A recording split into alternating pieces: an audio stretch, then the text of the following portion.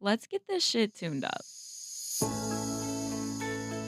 But what are we tuning up to? Like, what are we? That's a really tough question. Yeah, Internet of Things. There are strings of ones and zeros put together. Can I think about it? Atoms. Matter. That's all I have. I don't know. I don't know. Shh. Let's just take a breath. Inhale slow. Exhale out the mouth, release. You gotta slow down to hear this world's rhythm.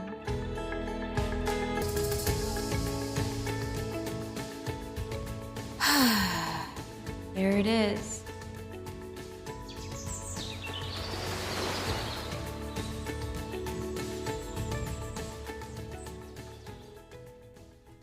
Thanks for tuning in to Tuned Up. I'm your host, Addie Yule, and welcome to the space. Episode 1, I'm so excited that you guys are here.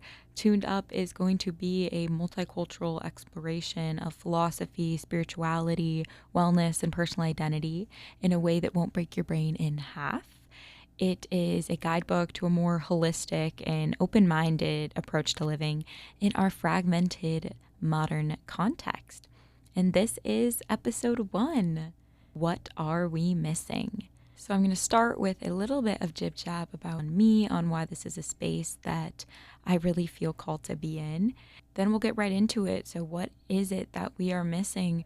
We're going to go back historically to Enlightenment time, around the 7-minute mark. I'll drop the Scrabble word that is really prolific in the way that we think about our relationship to ourselves, to others, to the environment in the West. Then I'll offer the opposing philosophical foundations of the East, explaining why it matters that we become aware that there's more than just the way of thought that we have here, and what it is that we can find within different conceptions of not only reality, but just of like livelihood and fun in connection in general.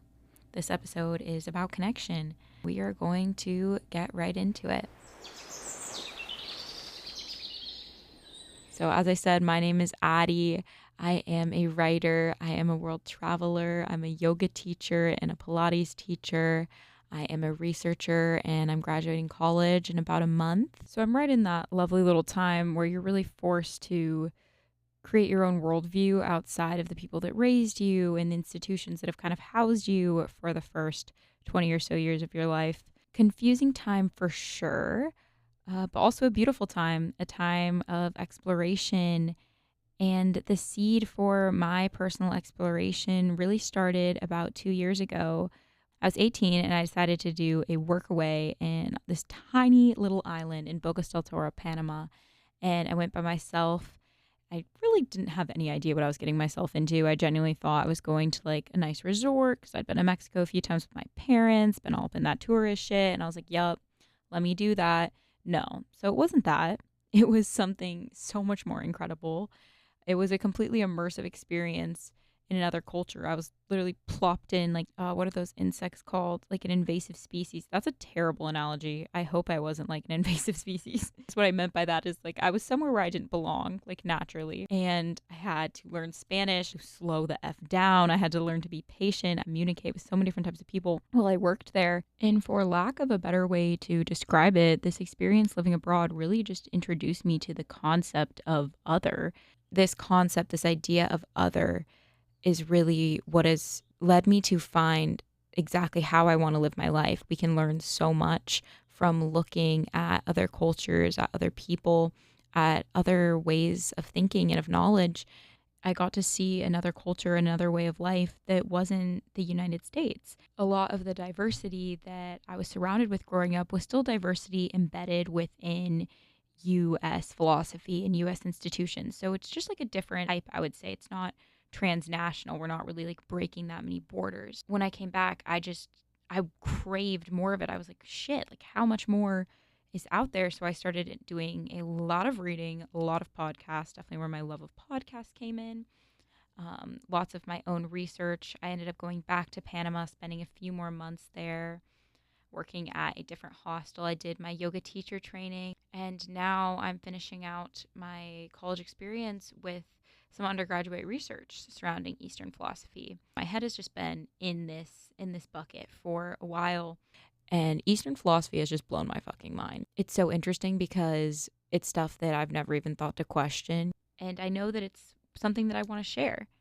So that brings us to the goal for today's episode, to start that sharing. I'm really going to try to unpack the idea that the philosophical underpinnings, so what's kind of ingrained into us as we grow up, specifically in the West, is very constitutive of all of our ideas now. And if we don't look at these philosophical ideas with a critical lens, everything that follows them makes perfect sense. This lack of connection that people in the West tend to have to their bodies, tend to have to nature, it's because we grew up to be disconnected. If someone was like, okay, you have two words and you have to describe the difference between Eastern and Western philosophy, I would say Eastern philosophy is grounded in connection, whereas Western philosophy is grounded in fragmentation. Holy broad, holy broad. But what I'm trying to get at with that is that Eastern philosophy has this ideas of connection to something greater than yourself, not something inherently religious. We're not talking about God. It's connection in general to this body that we inhabit, to this land that we live on, to this air that we breathe. And then for the West, I would say the word is fragmentation. It's all about breaking things down into their smallest parts and understanding them completely as separate entities and just kind of forgetting their place in the bigger whole. And this has led to like immense scientific progression, obviously, but it's led to a lot of spiritual and just lively regression. People have lost so much of the knowledge that exists within their own bodies because they just can't hear them anymore. You know, we're using Apple Watches, we're following fad diets, we're chat GBTing, like, hey, chat. But there's like two sides to it. One side is that we're trying to pursue answers to all these things that don't necessarily need to be answered. There's this idea we can't just leave things in divinity land, which is just like in the unknown, in the hands of whatever greater force there is. And then the second idea is that with these complex ideas that we want to investigate, these complex themes, there is the looming idea that we genuinely can get to the bottom of all the questions we have, and we can do so through science, through rationality, through logic, through breaking things down into smaller parts. You know, they're more digestible that way. It's easier to understand a microcosm than a macrocosm. And so what I just started to touch on is going to take us back into our little history lesson. We're going to go back to the Enlightenment period, so around the 1600s. We started to find three major themes: rationalism, scientific empiricism, and progress. We were like, okay, we're going to buckle down, we're going to improve society, and we're going to do so through science. And people were hella jazzed about it. It was new, industrialization, modernization, woohoo! Science is great, and science is great. And I'm not saying that it's not. But there was a trade-off for that, and there was an extreme that got presented, and I will name the extreme right now, and it's a 16-point Scrabble word, and it's called secular humanism. It comes off this idea of secularity, of secular thought. And secular thought is essentially like a worldview that's very human-centered. It separates ethics and science and like our civic life, and it puts that in a different realm than any sort of supernatural beliefs. So it says that like morality and like understanding this world shouldn't be faith-based, it shouldn't be spiritual-based. So secular humanism is just kind of a furthering of that idea, and it's where we decided collectively that we were going to stop searching for answers through relational elements of this world, through supernatural elements, through spiritual elements, and we were just going to use science and rationality and logic. That is about 17th, 18th century, and that made secular thought, so what I just described, proper thought. So if you're thinking ideas that can advance society and teach people, it all then had to stem from this secular basis. And it caused us to create this label, specifically in the West, that anything that wasn't that is inherently something else. Like, it's not proper thought. So then what is it? And that's where we got this category of woo-woo, I like to call. And when I think of woo-woo, I think of like that crazy white bitch that has like her tarot cards and she's covered in feathers and she's like rolling around in the mud. I'm sure everyone has their own idea of, the modern Westerner who's just really experiencing spirituality. And it has a negative connotation. Like, we look at that person and we're like, crazy, psychedelics. And this was a really interesting thing that I actually read the other day in an Alan Watts book, a Chinese philosophical idea that the sage, so the wise one, is synonymous with the fool. And the reasoning behind it is because, like, the fool is appearingly detached from this life and is just frolicking off in this other land, not paying attention to all these grave worldly issues. And this philosophical idea was saying, okay, but that's also the sage. Like, this person understands that there is more to life than just what we know. And I think that's the mindset that I kind of have right now around our ideas of spirituality in the West. I'm like, like, yes, like some of the things these people are saying, like, I will watch videos, I will listen to podcasts, and I'm like, that sounds fucking insane. Like, there's no way that can be true. But I'm like, shit, maybe I am just tapped out. So, like, let me get tuned up. Shout out. But yeah, that's just a disclaimer that you might feel that way about some of the things that I'm going to bring up in later episodes that I've brought up in this episode. It's super easy to have that initial intellectual reaction. The fuck? No. And it's valid. We're trained to think that way. So stepping outside of that is step one. And I think that is what's missing, is our ability or even our desire to step outside of the ideological and intellectual boxes that we have grown up in, that we are accustomed to. And I haven't resonated with everything. And some things I've been like, no, that's just not for me. But I found so much that I have resonated with that's been able to show up in super, super applicable ways in my life. So, I'm not obviously a Vedantic monk, and I'm not going to find reclusion from the material world. I'm invested in this material world. I'm here. And so ideas beyond our philosophical secular humanism can really freaking help you out. So I really want to share that. That's the goal of this podcast, is that really all of our ideas in the West and the way we live makes perfect sense. We live in a way that reflects secularity. We live very unplugged from ourselves and unplugged from nature and plugged into whatever information source we think is valid at the time, and it always changes. Dear God, with AI now, people are asking chat, like, can a computer in science know better than your own body in terms of what you need? It just kind of comes down to where you want to put your energy in, because maybe if you spend a lot of time training your chatbot, it could tell you, or you could just, close your eyes and take a deep breath and be like, shit, like, how do I feel right now? And that's called interoceptive awareness. And my question to you all is, like, what if we're wrong? What if we shouldn't use science for everything? What if science doesn't mean progress? What if progress is actually going back? What if there's a way to live that's just a lot more free and a lot more fluid? But this doesn't mean going the other spectrum. I think in the West, we think in such dualistic terms. We have mind-body dualism, nature-nurture, yada, yada, yada. And for this, it's like spiritual crazy bitch, or, not spiritual at all. But there is this middle space where you can find spiritual elements of life and still be an active participant in day-to-day world that requires you to, at times, be unspiritual. I'm recording this podcast right now. I'm so tired. My stomach really hurts. I think I might shit my pants. And I can feel that in my body. This was the time that I was able to get a studio space to record it. So, like, I'm going to push through. But when I go home, I am going to try and meet myself in the most authentic way that I can, because I honor the signals of my own body, and I honor the fact that my energy is going to change every day. And who knows, maybe when I get home, I'll be freaking jazzed off this podcast and I'll do some cartwheels and, like, eat fried chicken. I don't really know. And I love that I get to figure that out. I used to hate that I had to figure that out. I used to hate that there was fluidity in how I felt and there was fluidity in how my days went. I used to really try to control that, which led to a lot of issues, a lot of disordered eating, disordered movement, disordered thoughts, a lot of misery, what I've gained back is a lot of joy and a lot of whimsy and a lot of laughter. Like the swear to God, think about when's the last time you have like laughed at yourself by yourself and just had like a good ass laugh, because that shit is so fire.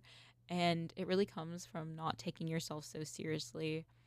That is such a huge tangent, and I'll probably make a whole podcast episode about that. This was kind of a jib job. This was a mashup because I wanted to give this philosophical background, but I also wanted to kind of weave in a few of the reasons why you should care, or why you should maybe start to care about other philosophies and doing some research of your own. This podcast is going to hopefully be an accessible way for some of these super dense philosophical ideas from the East, because they are intense. They are ideas that break the confines of our intellectual capacities, to be honest. And so, as best as I can, I'm going to try and be like a little translator and take some dense ideas that obviously aren't applicable directly to our lives here and our lives now, because a lot of these are a lot older ideas as well, and see if I can kind of mush mash them up and present them in a way that does feel applicable. And I've done that for myself a lot, and I hope to be able to do that in a way that's resonant with others as well. And the idea behind this is that if you can swallow the pill that you never really know for sure, shit becomes so interesting, because if you look at everything with the idea that it could be true, like life is so much cooler. One more distinction I really want to make clear is this distinction between spirituality and religion. So I'm sure a lot of people listening to the beginning of this podcast, if you're still here, shout out. We're like, okay, this is gonna be like a religious podcast. Maybe that woo-woo idea came into your head. And I kind of want to like destigmatize spirituality and religion too, because religion has gotten such a terrible rep in the West for good reason. There's been a lot of issues with the church and with like oppression and discrimination woven into that.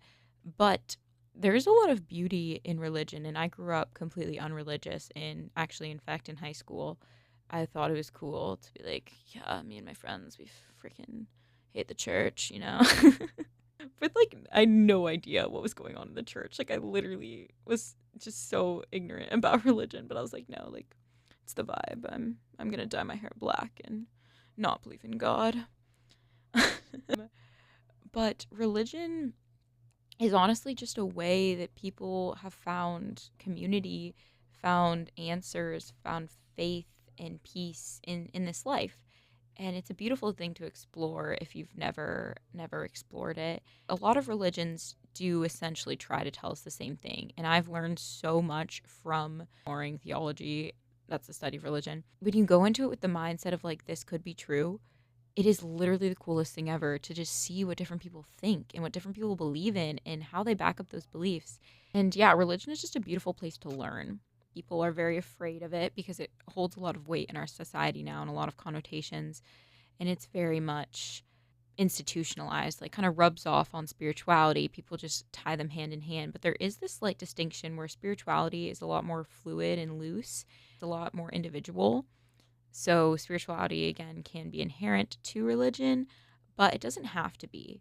I would consider myself a very spiritual person, but I wouldn't consider myself religious. I don't ascribe specifically to any religion, but I am very interested in like how the energies of spirit work and show up in the world, and what this connection is between the microcosm, so between us, between our individual selves, and then the macrocosm, between the whole entire world, nature, the divine, whatever you want to call it.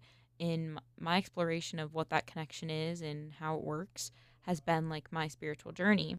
And there's just no rigid rules, which is amazing. It's an individual exploration. Of course, you can't just go like taking ideas from religions and completely appropriating them and bringing them into your own context and saying things that aren't true.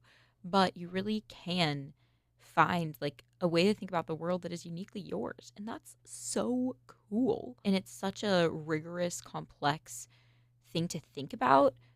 It's not something you can ask chat. A lot of people don't care to do it. And I think it's a big realm of self-help that is just untouched. Like people are like, okay, self-help, let me do this health regimen and let me do this, confidence workshop, etc.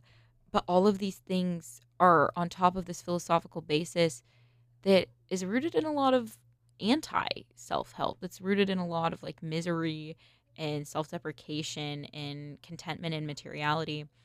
So we gotta like go to that base and we gotta rip it open, tune it up, and the rest of the stuff comes a lot more naturally. Like I loved self-help and I read like Mel Robbins or The Habit book, whatever that one guy is. I think I took some great ideas from those books, but then I got into different philosophies and that stuff just kind of came to me natural in my very own individualistic representation of like other people's ideas, which was just so cool. Like the let them theory, for example, beautiful idea. But if we look at some like ancient philosophical principles from the East, for example, the ideas of like aparigraha and ahimsa, which are two of the ethical principles of yoga, which translates to non-attachment and non-harming, can't really have the let them theory work without those ethical principles. Like it's saying we can't be attached to what other people are saying and other people's ideas of us, and that we also have to stem our actions from a place of love and just let people kind of have their own sort of negative vibe going on if that's what they're in. Big digression there. But yes, spirituality, it's a realm we need to tap into. It's a realm that people should learn about, and I really encourage you to just keep an open mind and keep listening, keep showing up week to week. I thank you guys so much for listening to this pilot episode, for agreeing to let me be a beginner at something. You know, this is my first time making a podcast, voicing all these ideas that I have, and I'm going to mess up, and it's going to be a journey, but it's something I feel very passionate about, and it aligns with me, and I think it aligns with the reason of why I'm here.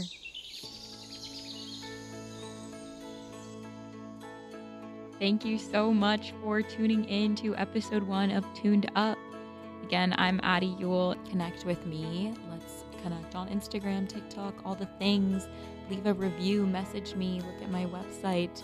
And until next time, remember, you gotta slow down to hear this world's rhythm.